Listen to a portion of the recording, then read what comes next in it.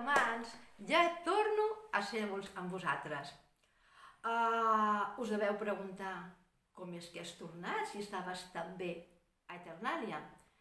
Doncs sí, això és cert, estava molt bé, però us trobava a faltar. Soc tan sentimental. Així que m'he pres un temps sabàtic per poder estar amb vosaltres i de passada continuar instruint-vos, a veure si espavileu.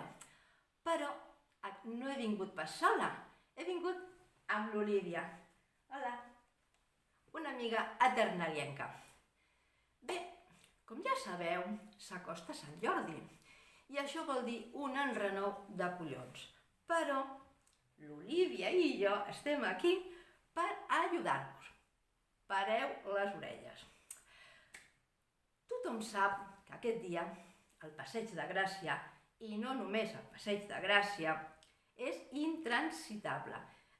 Xivarri, paradetes, llibres, roses de tots colors, olors i sabors, empentes, robatoris, caps i més caps que no ens deixen veure els llibres, cues perquè el nostre escriptor preferit ens signi una dedicatòria a nosaltres personalment, perquè és que entre els humans, si no tenim un escriptor preferit, no som ningú.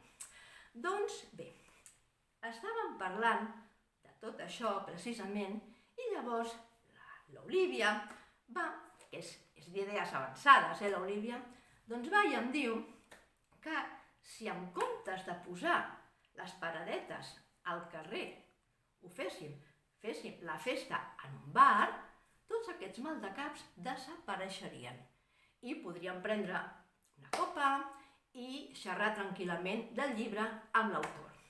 Clar, he trobat que era una idea fantàstica, digna de nosaltres per entendre's.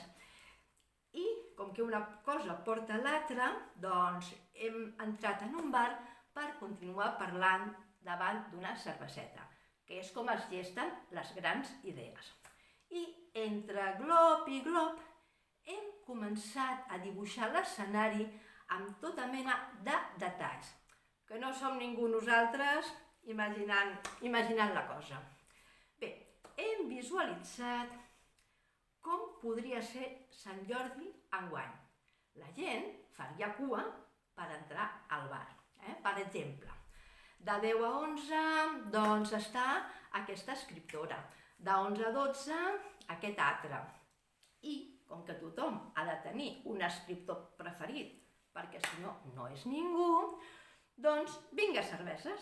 I clar, això suposa una millora per a l'economia del país, atès que durant un dia hi ha una reducció important de l'índex d'atur, degut a la demanda de cambrers, cuiners, rentaplats i figurants, que aquí quedaríem bé tu i jo, oi?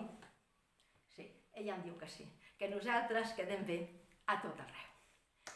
I hem demanat una segona cervesa per acabar d'aprofundir, no? I continuem matisant, detallant, creant un espai que de moment només està en la nostra imaginació, però, digueu-me tocaboires, però si Newton, veient caure una poma de l'arbre, va inventar-se la llei de la gravetat, nosaltres també podem modificar un esdeveniment. Doneu-nos temps i més cerveses i potser canviem el ritme de la història. Teresa Barba, enviada especial d'Eternàlia al planeta Terra. Ja sabeu que podeu enviar els vostres suggeriments i preguntes a planetaterra.ptl. I això és tot, humans!